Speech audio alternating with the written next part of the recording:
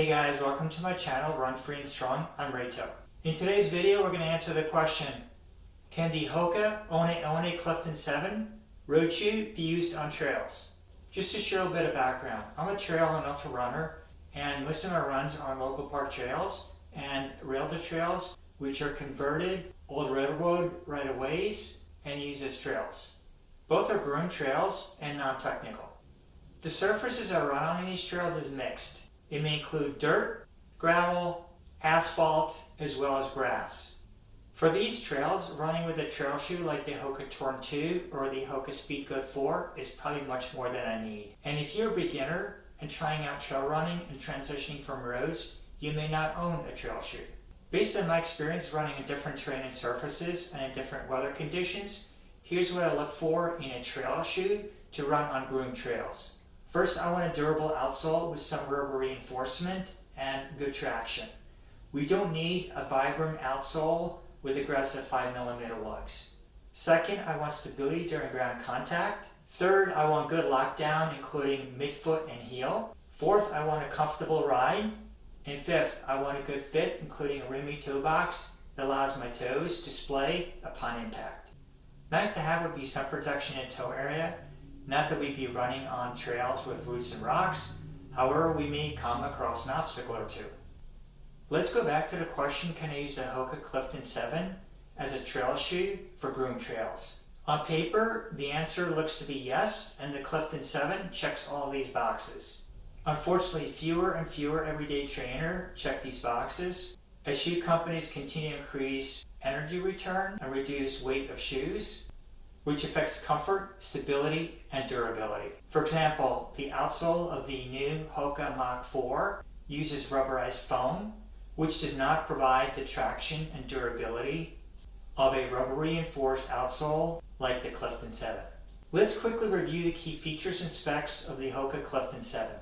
For transparency, I paid for these shoes with my own money. Nobody paid for these shoes or asked me to do this review. I bought these in the Fiesta and White colorway. The Clifton 7 is one of Hoka's top road shoes, intended as an everyday trainer, primarily known for great cushioning and comfort. It retails for $130 US. It is a high stack, low drop, neutral running shoe.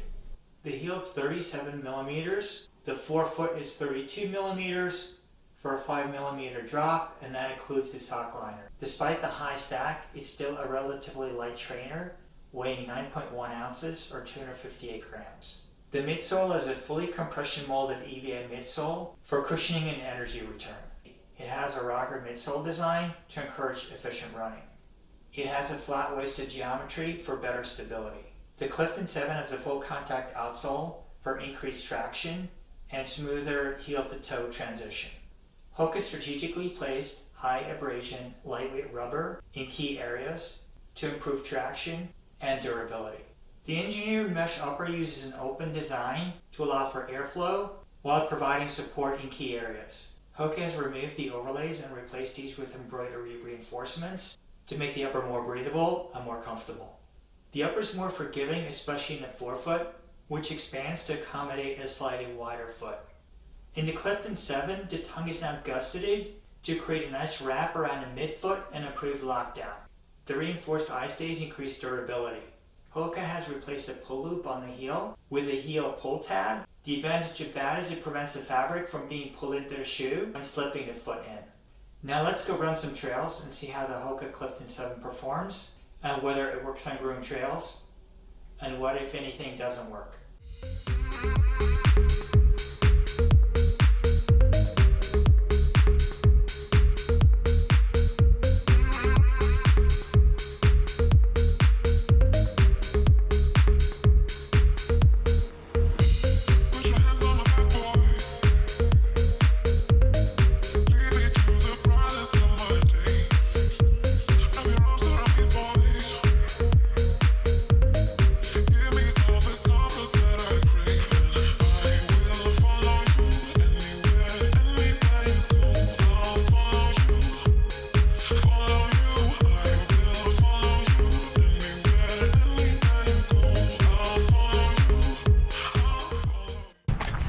Hey guys, it's Monday, March 15th, and we're doing our Sunday long run.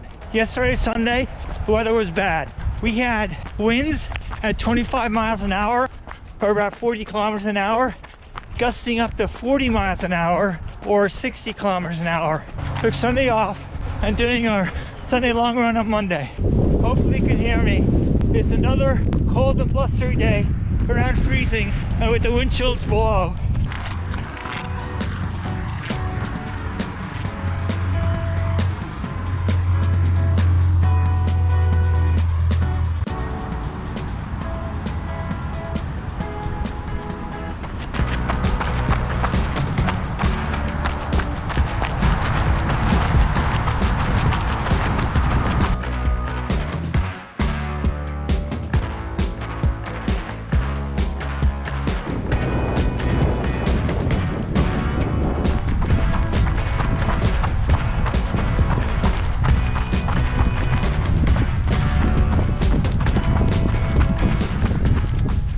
So about 3 miles in, on a groomed trail in my local park, and the Clifton 7s are feeling good.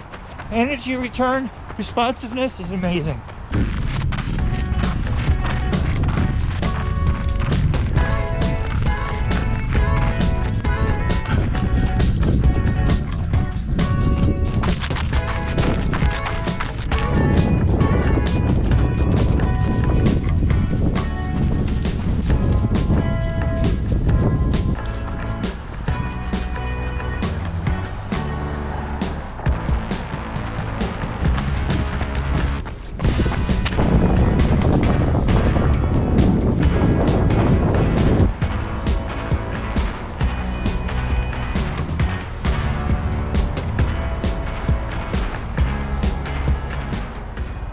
Hey guys, a long run done.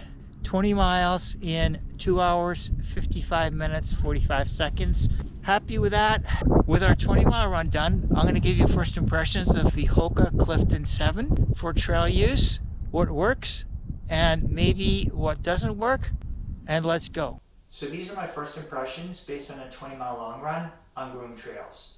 The Hoka Clifton 7 is a perfect shoe to run on groomed trails, and I will use it in my local park trails, any state parks with railed trails. I would not recommend this on technical trails with roots and rocks or very steep climbs or descents.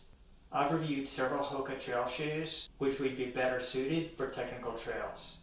During my 20-mile trail run, the Clifton 7 demonstrated a good combination of stability, traction, and lockdown. It has a really good fit and was very comfortable. I would normally not recommend to try on a new shoe for a 20-mile long run on a trail, but I had no hot spots or issues at all. With its high stack, the Clifton 7 provides a lot of cushioning underfoot. At the same time, the ride was extremely responsive and my energy returned very high, more so than in the Clifton 6. To sum it up, the Hoka Clifton 7 can absolutely be used on groomed trails that are not technical. And I intend to do so and run with these shoes on my local park trails, as well as state park railed trails going forward. I'll reserve my Hoka Torn 2s, my Speedgoat 4, my Evo Speedgoat, my Challenger ATO 6 for the more technical trails or specific terrain and weather conditions.